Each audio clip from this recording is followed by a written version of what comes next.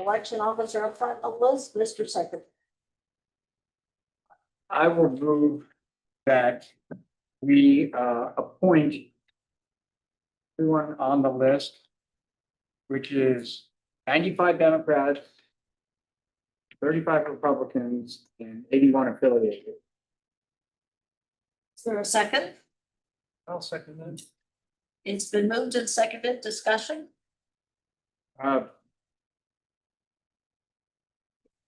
The ratio of Democrats to Republicans is 3-1. I know the county, has an imbalance. Did you guys do what you could to improve that ratio and just fall short? Yeah, we try every election, anything we can to do any type of recruitment efforts. The messaging that we put out is always, simply we need more election officers. We try to do our best to increase the numbers as much as we can. One nice thing right now is the tax insert mailing is going out, and we're seeing about 100 new people applying every week as a result. We expect that to continue for a 10-week period. So I think we'll have a healthy new number as we approach the November election. Thanks to the tax. I don't know anything about the tax thing. That we sent it out in the tax mailing. The county sends out the property tax mailing. Which I got. So, is there something in there? So yeah, that mailing goes out over a 10-week period, and the mailing that each person receives, there's a flyer in there about the Office of Elections and soliciting more people to apply to be an election officer. I missed it.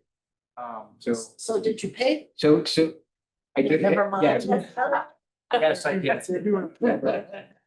Well, if I missed it, there are two ways to look at that. One is if I missed it, others will miss it. The other is I missed it and probably no one else didn't. But they will see it, so. People don't have notes. Lots of people saw. Use bright colored paper, that's my only advice. Okay. Any other discussion on this? All in favor of the motion, please indicate by saying aye. Aye. That motion carries. Next is the general registrar's report, and okay. Already. Mr. Spicer, I haven't introduced you. I forgot to introduce everybody, but here we are. Right. Thank you. And so, starting off with statistics, the most notable thing we went down 380 registered voters. That's on the first page. The main reason for that, if you look down at the changes in the active registrations, there were 2,114 out of state. The total for the year, 7 months, is only 4,200 out of state. And you're going to see when you flip to the next page, it's actually on the third page, our confirmation mailing. That's 2,189 moved out of state. So that's terrific. Cleaned up our voter list because from the confirmation. But anyways, on page 2, we have additions that's the voter registration does, and we have the transactions. And as I said, when we go to page 3, the confirmation mailing, we had only about 21,000. This is where elect is required to send confirmation mailings at least once a year, and they've been doing them twice a year. And so we've had 7,143 either responses or about half of those 4,100 undeliverable. That's a little overview of the stats. And then cancellation of permanent absentee applications. This is required to clean up, to not send out, to not have the permanent absentee list when people have been removed from the list. And so we took action for 657 voters that are no longer active, so they were removed from the list. And then great news, schools will be closed on September 9th, thanks to the board's action and other actions. Well, I think the chairman deserves a lot of, if not all of the credit. I don't remember if my name was even on there, but. Oh, yes. All right, well, I'll take a little smidgen of credit. I think the school division did an admirable job in coming to what I consider the right answer. That's going to make a huge difference. Yes, it is. And then on page 4, early voting satellites were rolling along, been open for about 3 weeks now, much higher turnout than for a primary as we expected. And so it just gives a little summary of how we're doing. And then we give a little summary right below that about the early voting satellites. Ordinarily, we'd be getting ready for November. Of course, now we're conducting the September 9th election. We just wanted to give you a little snapshot. Nothing out of the ordinary for there, just same as we would do for satellites in the November election. And then mail absentee requests, give you a little summary. we're actually running quite high right now. I think we've gotten back about 12,000 absentee mail ballots already. So then if we flip to the next page, this is a little summary how we're doing election officers. As you might imagine, with it being the summer, we're getting more dropouts than usual. I think we still have about 500, we wish we had 500 backup chiefs. We have 5 reserve chiefs.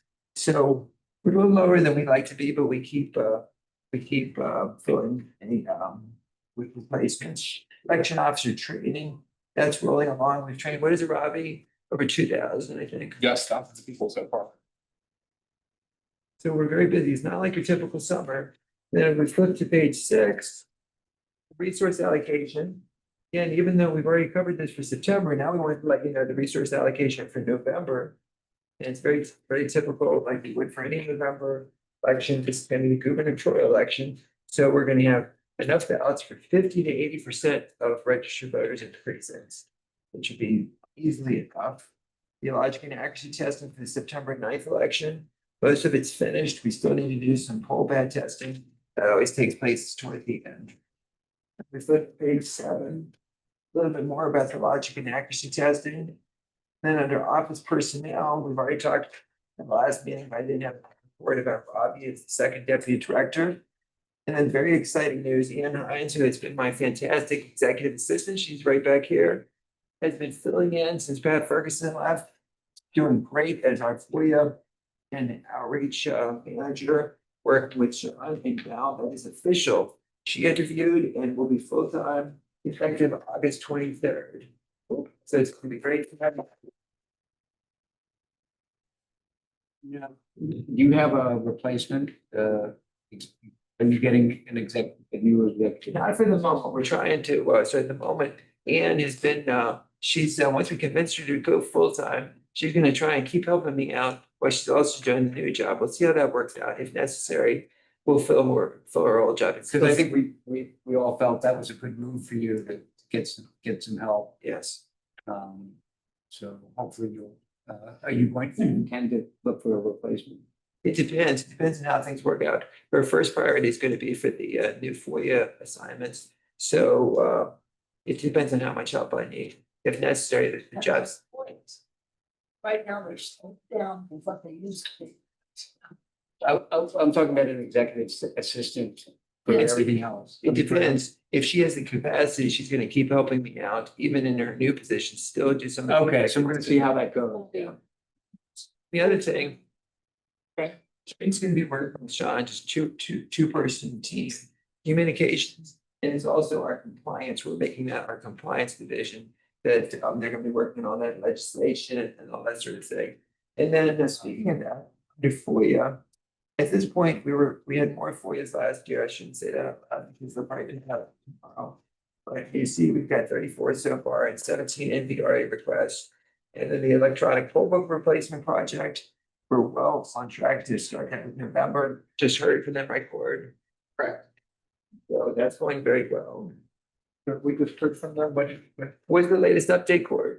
So the new electronic poll books have been programmed in the cloud. They've been loaded into our systems and they're supposed to arrive with 8 pallets tomorrow here at Government Center. I'm just giving them my possession tomorrow. And we already reported the last board meeting, that things are great with our new voting equipment, so this will give us our new electronic poll books. And then just a little update, I tell you, every month we have more awards and recognitions. And this is both something, we had well, you recall, you did at the board meeting, Commissioner Hicks, and the election center has recognized us. It's terrific that it's not like we're just now doing all these things, but we're finally being recognized. And then referrals, each month we do the referral to the Commonwealth's attorney and the Attorney General. That's just to report on this month, there were 69 individuals that elect indicated mayor, maybe possibly non-citizens. And so we referred 68 of those individuals to the Commonwealth's attorney and Attorney General. May I just follow up on the poll books that makes sense? At the last board meeting, there was a discussion that some progress had been made unexpectedly to get through the wickets. Was that with respect to poll books? to get through, but. Was it poll books that we talked about last month, Court? You wanna That, go over here? that people work extra hard and put an extra time to validate the equipment. I'll come up. So specifically, last time I was talking about what we do in terms of ES&S equipment and the electionware server. So my team also handles that separate from poll books. Poll books is a whole other initiative. It just, this summer was the perfect storm of new poll books, new ES&S equipment, and the special election. So we've been busy. And if, just to remind you, what had happened previously under the prior general registrar, we were leasing poll books, which was not great. So this is a purchase. There will not be any annual payments. They'll be under our control. We own them. And these are the ones that look like iPads. Yes. They are. They are I work on iPad.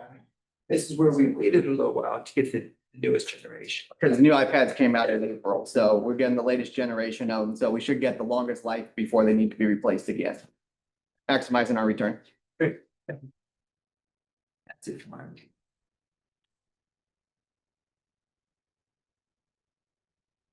Is that it? Yep.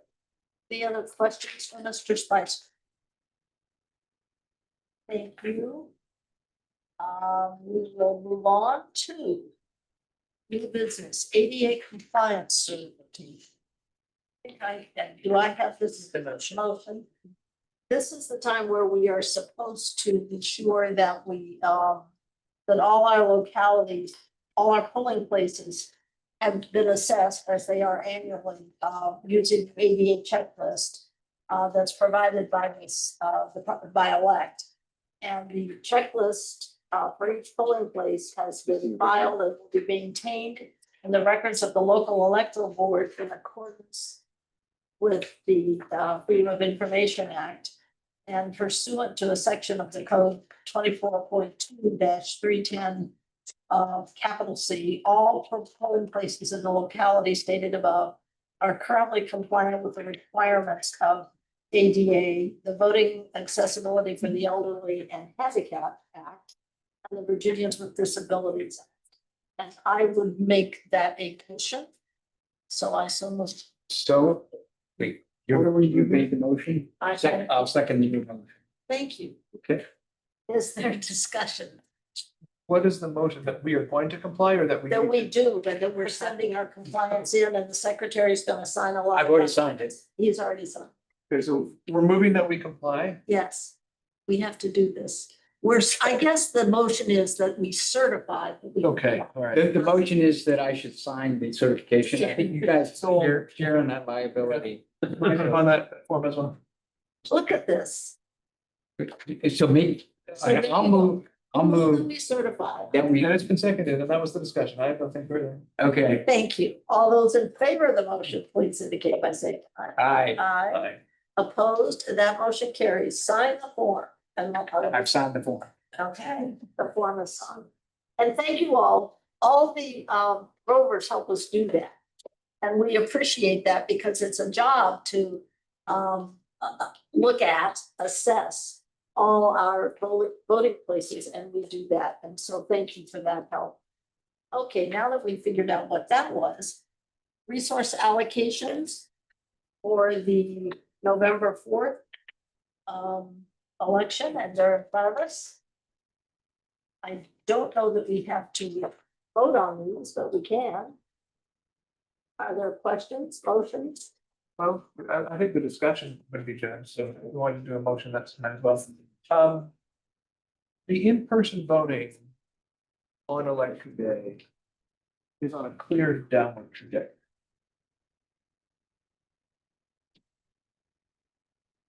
Right, when I can look at the gubernatorial election in 2012, then we look at the congressional in 22, we look at 23. Then we look at 24, the presidential. Each time it's decreasing. The inference is that there are greater absentee or greater early voting. But there is a very large gap between how many ballots we are ordering. And along with that, Kevin, on the election officers, we had a reduction scenario. We reduced 500 election officers for the November election.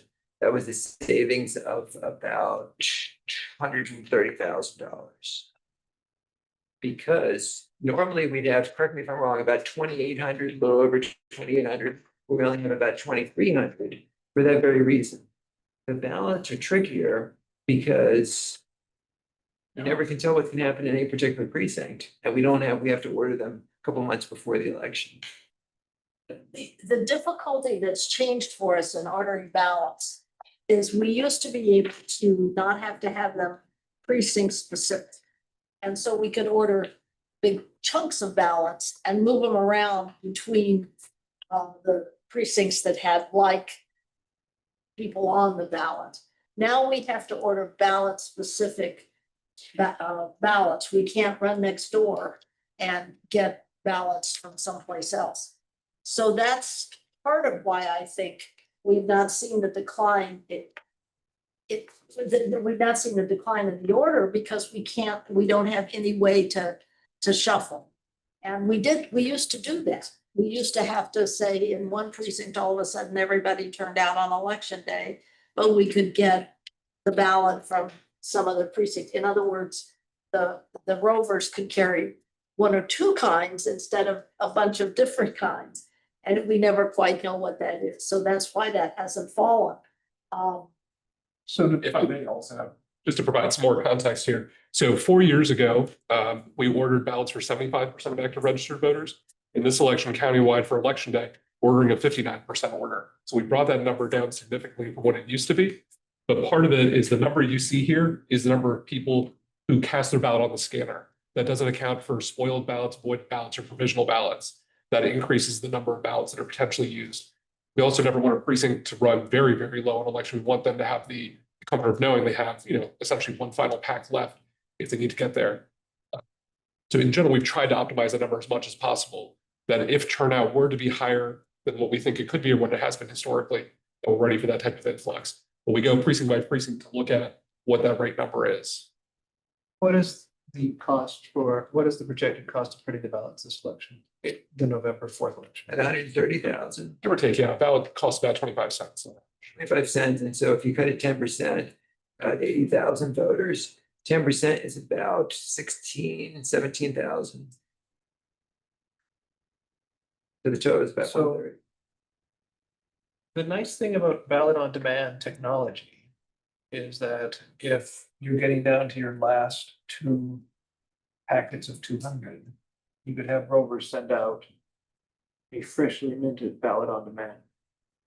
I'm wondering if this juice is worth the squeeze. $130,000 printing cost, if you say it's 13,000. Actually, Kevin, you just hit on, we have to come up with reduction scenarios, and one of our big ones is going to be, if we didn't have our ballot in demand, it's at least $150,000 savings at the satellites. Because you'd have to have it, each of the 16 satellites have to have every ballot style, 500 or some number.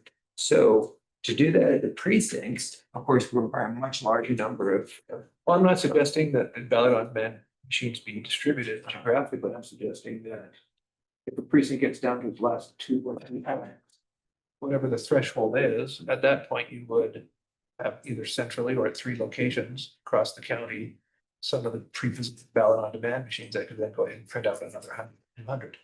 Maybe there's a sizable gap. And you're throwing away a lot of paper. I mean, paper grows on trees, but nonetheless. This is a question, you just hit on a question in elections, that they're across the country, right, Robbie? They always talk about this. Some jurisdictions, some people believe you should order 100% of your registered voters for a primary. Actually, And we would never do that. Some people feel like for every general election, it would be 100%. I think the state may recommend that sometimes. The state tells us to order 100%. We don't. Right, but if you were to run out of ballots, you still have ballot marking machines, and I'm guessing that the paperwork that is used in the ballot marking machine isn't included on this list because it's not reprinted. Correct. Right, so I would move that the Office of Elections look into a more streamlined way to address surfeit ballots, right? We, instead of having 3 extra, 4 extra, 5 extra packs that aren't used. That's what we're budgeting for. Maybe we can trim that and then have a plan for either using the ballot marking machine in any interim period, because there's always enough paper there. And then using the potentially pre-positioned ballot on demand, obviously we can hear central, but it's not proximate to the center. But maybe the juice is worth the squeeze, right? If we're only talking the savings 50,000. The only thing I would caution on that is if we did see that there were precincts that were using more ballots than what we allocate to them, that's likely to be a countywide issue at that point. It'll be very challenging to get that number of ballots out. And that's the thing you've never heard in Fairfax County, but you've heard in other jurisdictions and in Virginia, is terrible words, that they ran out of ballots. And even though you're right, you have the marking machines, people definitely leave. They leave it for no other reason, just to make a point, I can't vote. So we never want to get to that. Let me ask, if I might, a question. Or is it possible for us to have programmed enough ballot on demand situations for every precinct that we would be running out to use? Well, so the ballot on demand machines that we use at early voting, they're programmed with every precinct in them, because obviously someone's come from anywhere.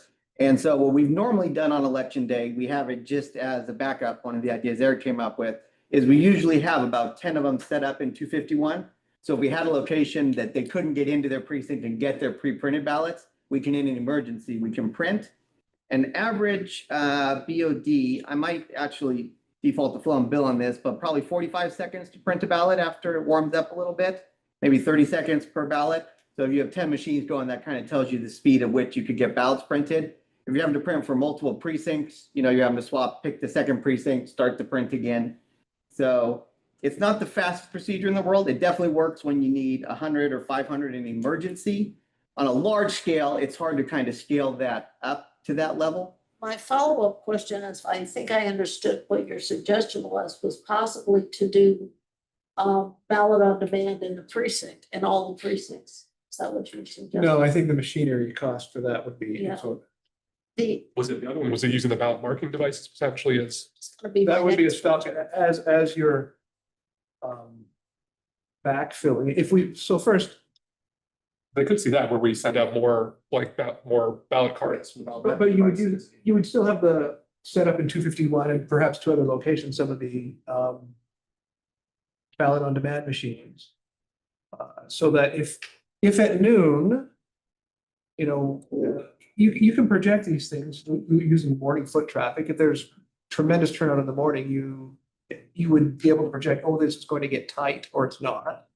And then you would be able to do ballot on demand if you need it.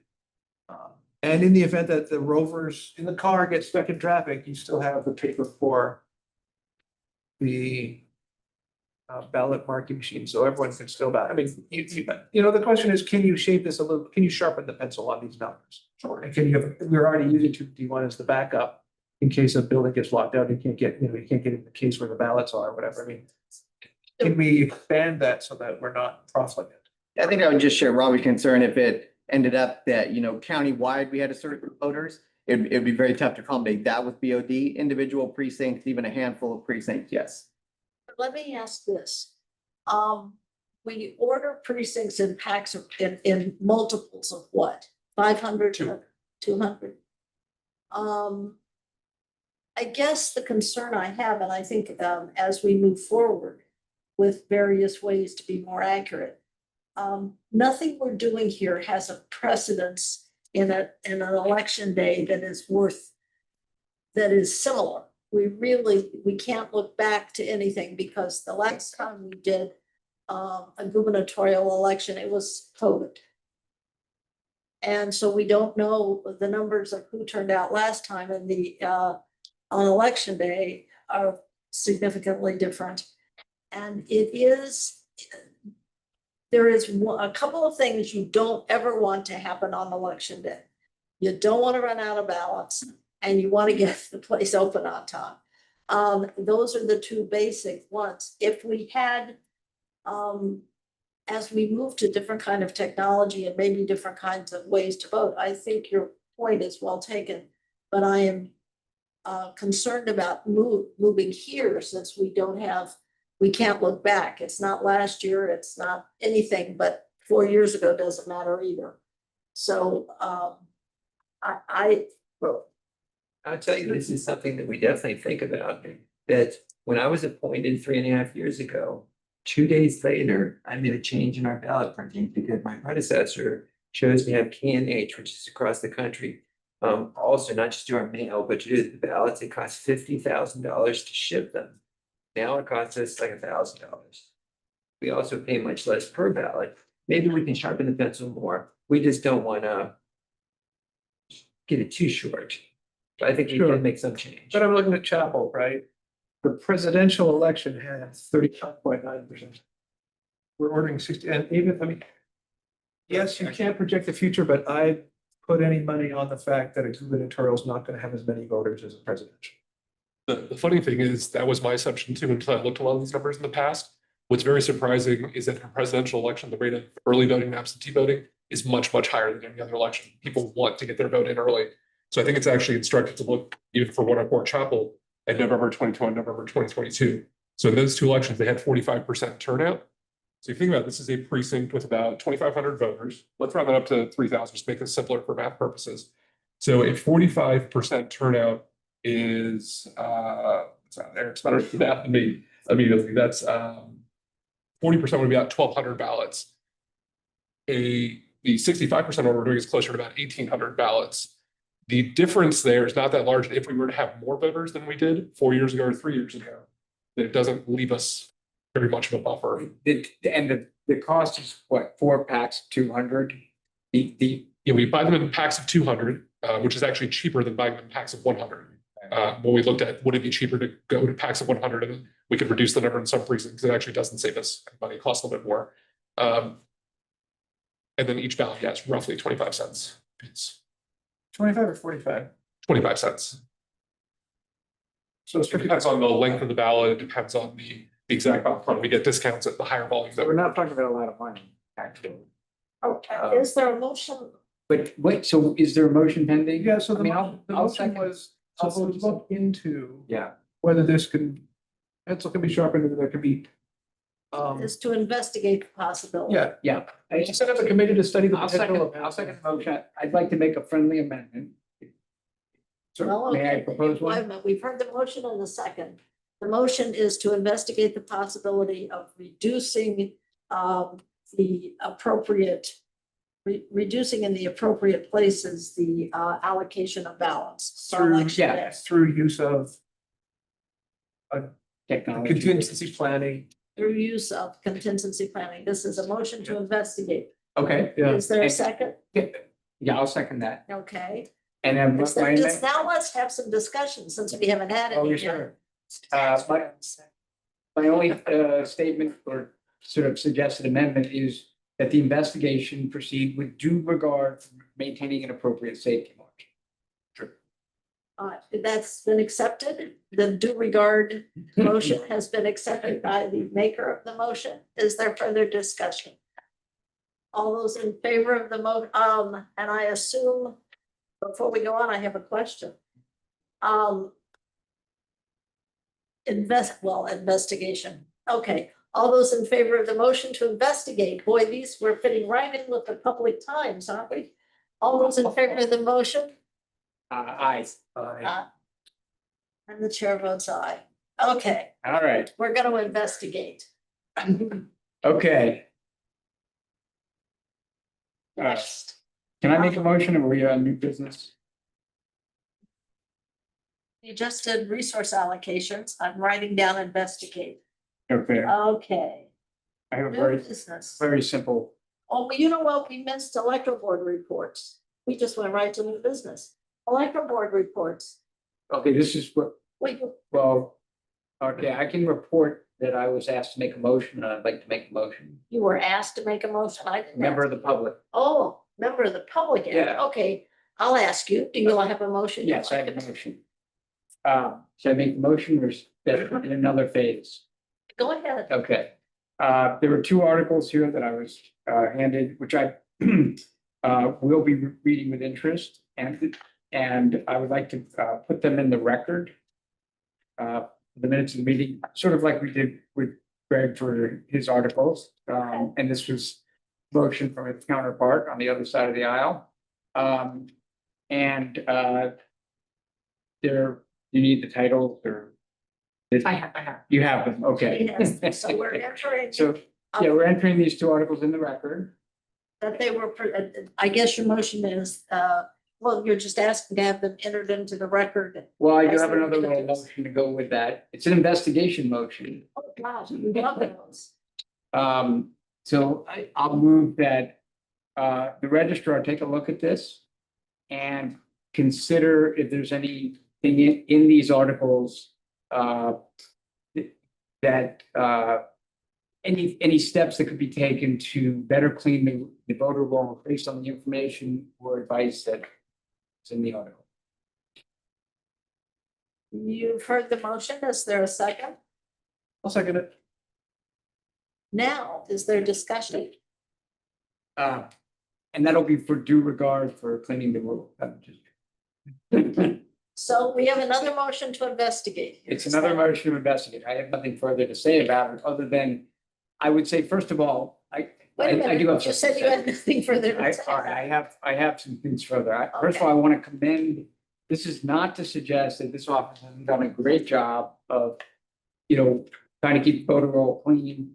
There's been an outstanding effort. This is intended to make it even better if there's information in here that's helpful. So that's what I want to say. So the motion then is to refer these to the registrar for review and comment with no pejorative intent on the part of the maker about current processes. Right, the current process is excellent. If we can make it better, please do. That's why, Please review this. please review this and make it better. All those in favor of the motion, please indicate by saying aye. I, Opposed, and that motion carries. All right, anything else? We don't have any old business, I don't think. Do we have new There were a business? couple of Any things old on it. business, okay. On the old business, I wanted to express appreciation to the registrar for getting the budget information I asked for.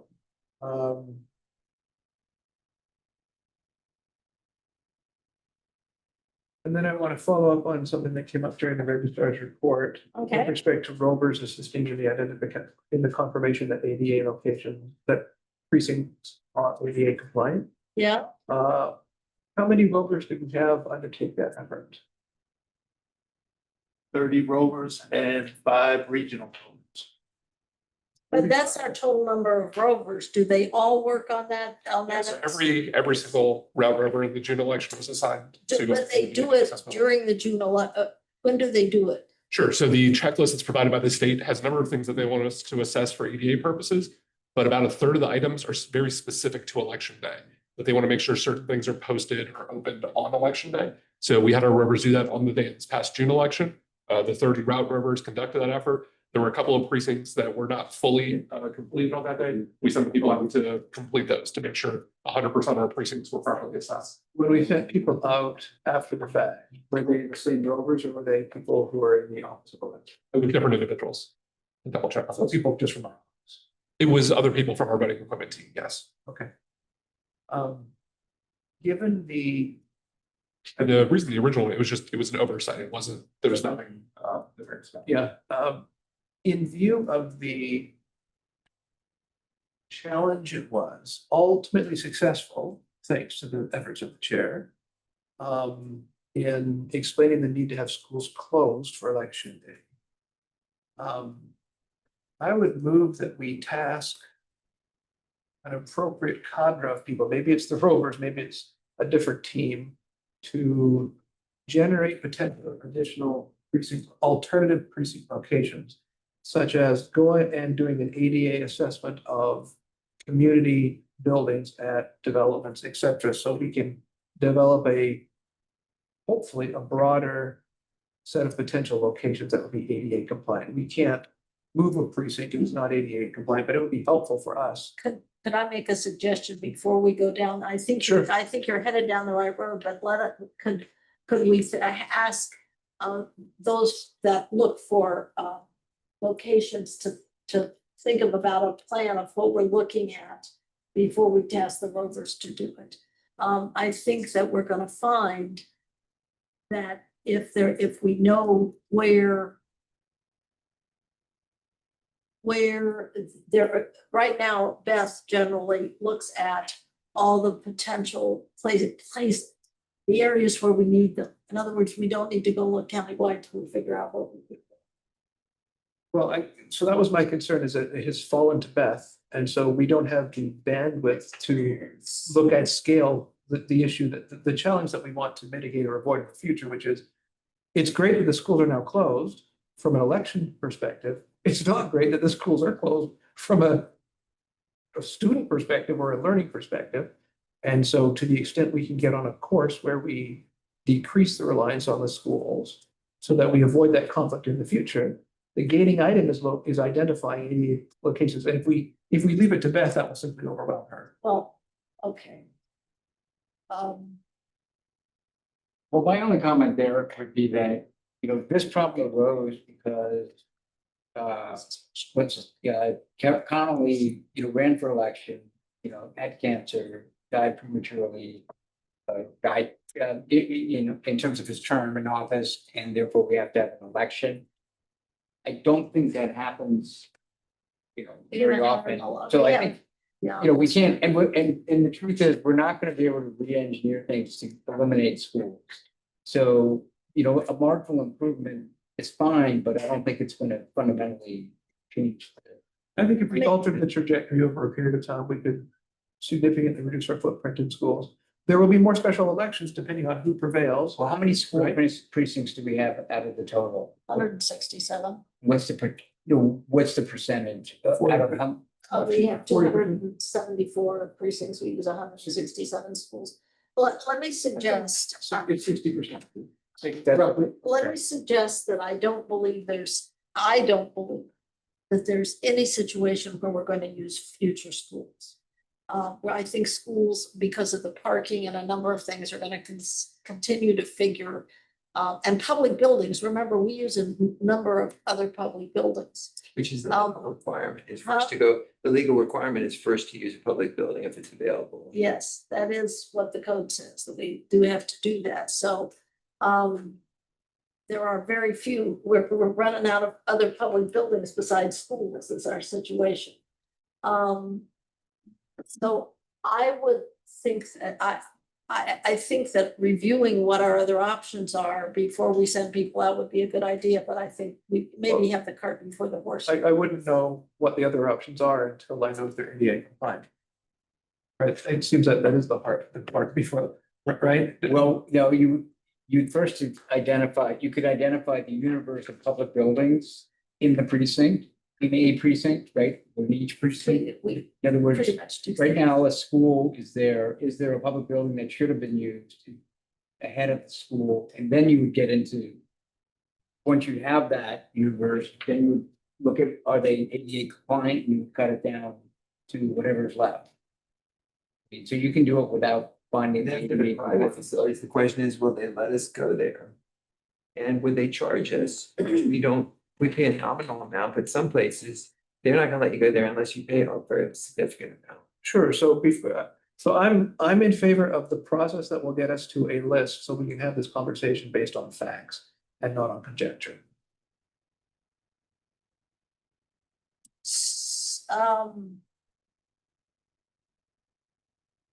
So am I, but I think that we don't, we haven't really looked at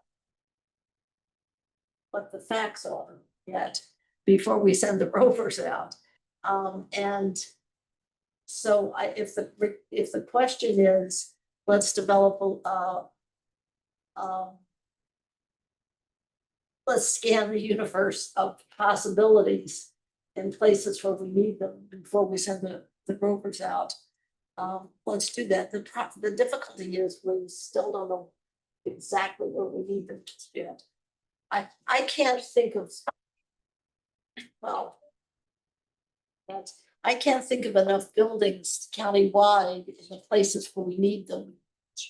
If you have a precinct that doesn't have a public building that could even potentially be the school, then, Why would you look there? then that precinct isn't on the list.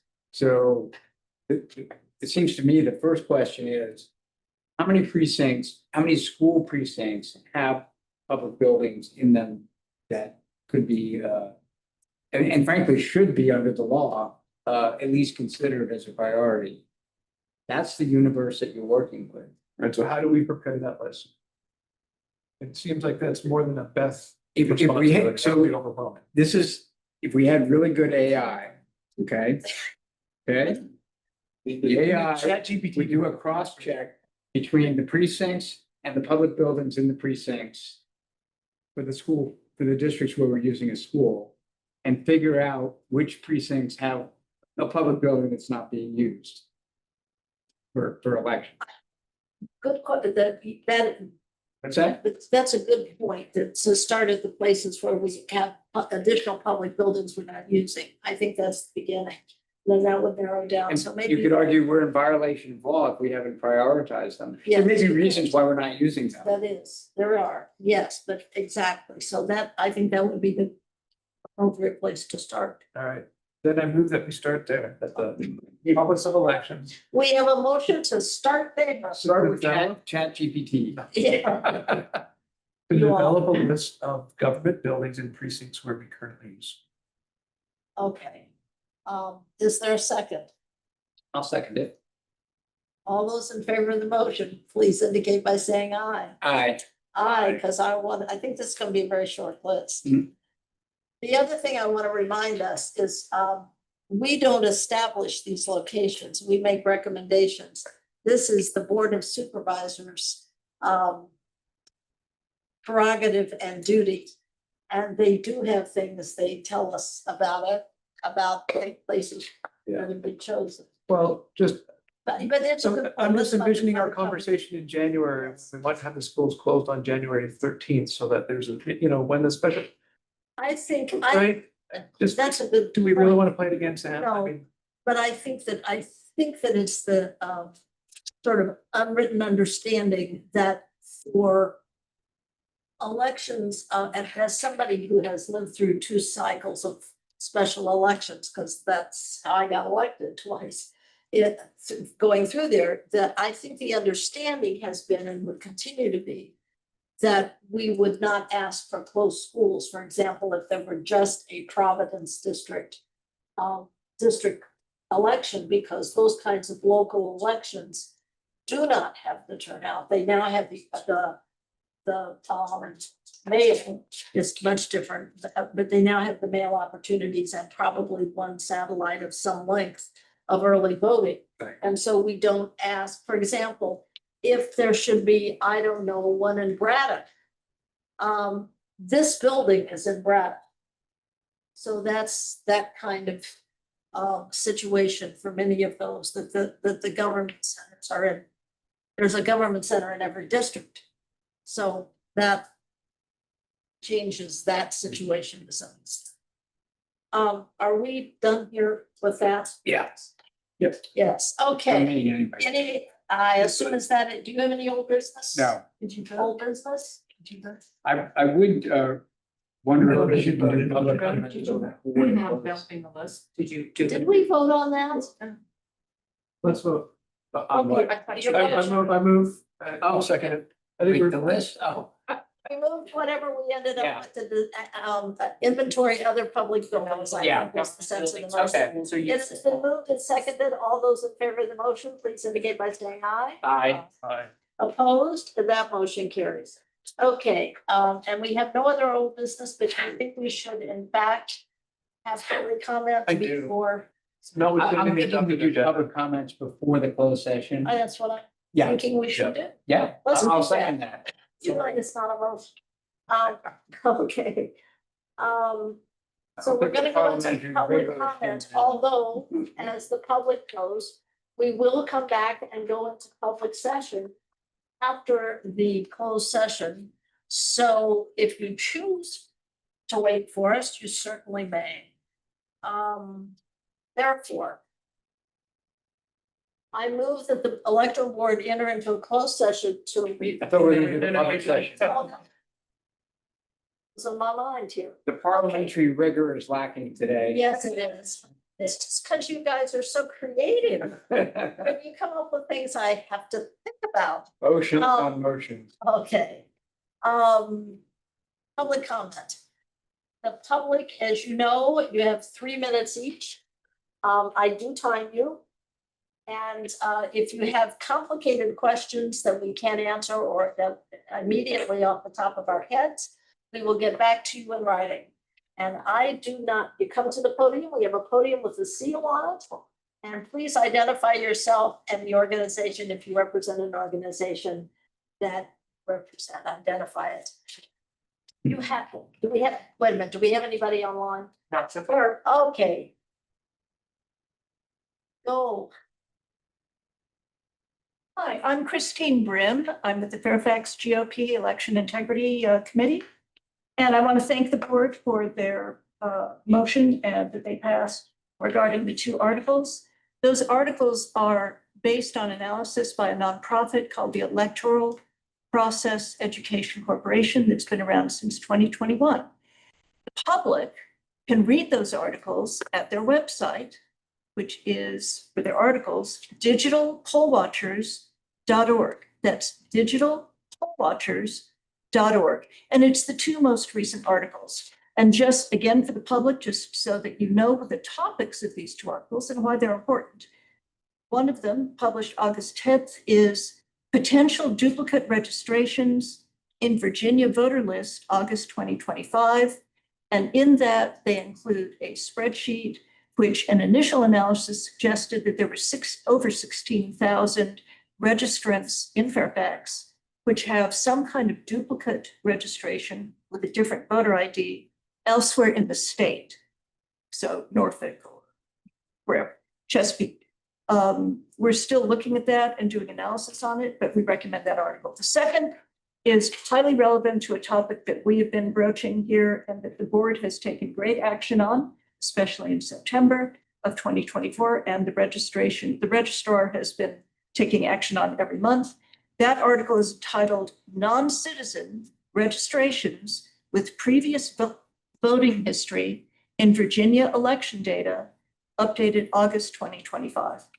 Now, the board decided, or actually the registrar decided, based on advice we were told at council, that they would not refer to the Commonwealth Attorney or the Attorney General any information about actual voting behavior by self-declared non-citizens who had self-declared subsequently been canceled. And this excludes anyone who subsequently came back on. We have requested repeatedly that this information go over. There is a precedent. Arlington County does send it over.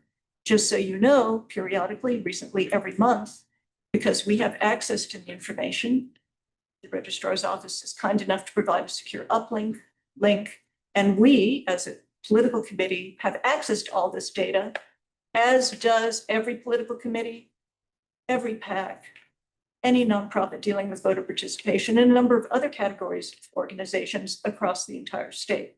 We correlate the voter history data with the self-declared non-citizen data, and what that shows us, and I just uploaded it again today, is that since self-reporting starting in May of 2023, there have been 187 non-citizens who also show as having voted.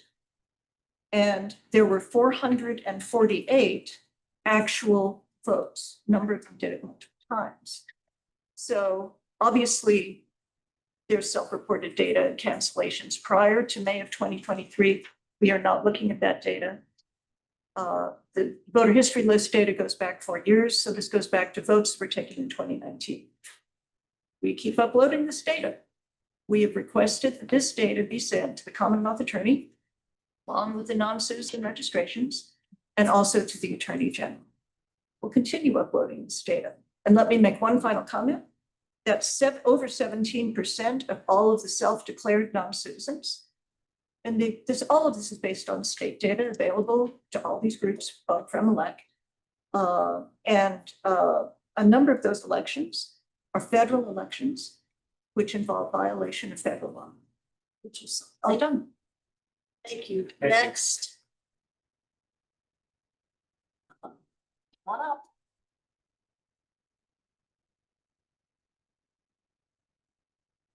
Thank you, Madam Chair. Greg Brandon, FCDC. A couple of things. You might want to check with the Springfield District Supervisor about his choices of polling places, because most of them seem to be out of worship. I don't know what they have available. The answer to that is because there aren't. That is in those areas, there are not public buildings.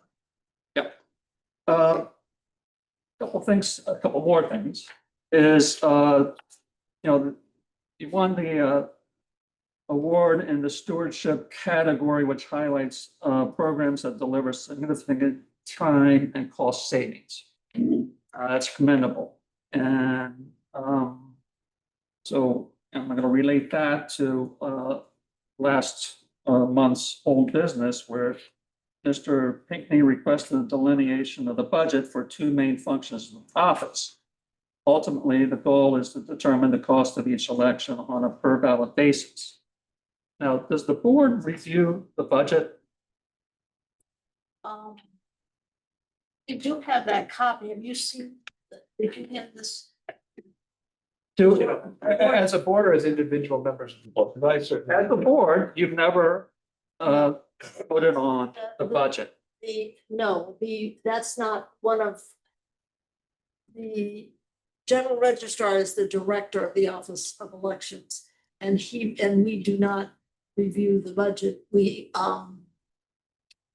I think it's fair to say that all of us are interested in not doing things, in the most efficient and cost-effective way that we can, and at the same time, not impinging upon the ability of the voters to have accessible, easily accessible opportunities to vote.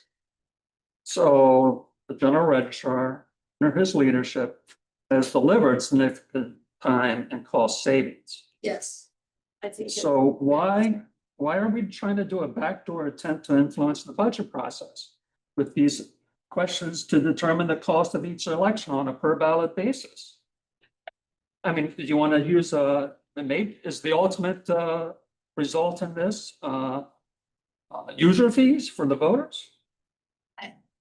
That's a rhetorical question. You don't have to answer that question. Let's sum up, Mr. Brandon. I think the general registrar and his staff are very capable of delivering a budget that allows for voters to vote, do their duty. It's not just a right and privilege, it's a duty and responsibility to do that efficiently for the voters and deliver good results for the county. Thank you. Is there anyone else? Anyone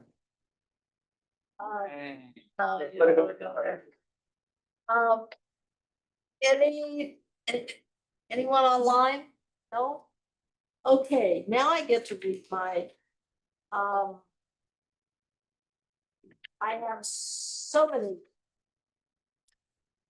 I move that, this sounds familiar. I move that the electoral board enter a closed session to consult with legal counsel employed or retained by a public body regarding specific legal matters requiring the provision of legal advice from such counsel as permitted by Virginia Code 2.2-3711, parenthesis 8, and to discuss personnel matters permitted by Virginia Code 2.2-3711, parenthesis A, parenthesis 1.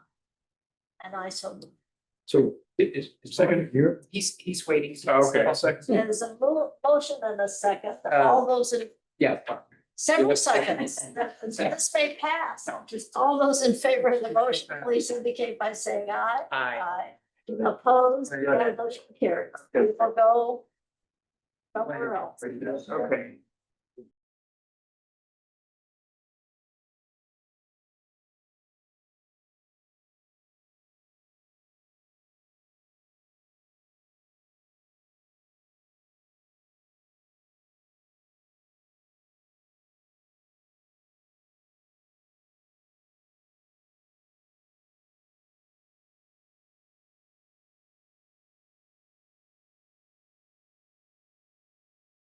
In accordance with Virginia Code 2.23712, I'm asking the secretary, the vice chairman of the electoral board to conduct a roll call vote to certify that to the best of each member's knowledge, only public business matters lawfully exempted from open meeting requirements of the Freedom of Information Act were conducted in the and only such public business as was identified in the motion for the closed meeting by which the closed meeting was convened was heard, discussed, or considered in the closed meeting of the electoral board. The roll call vote should be recorded and included in the minutes of the electoral board.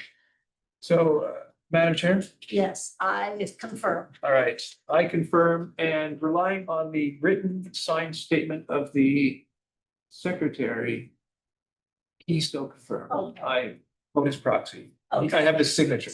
okay, thank you. So that motion carries. We're adjourned.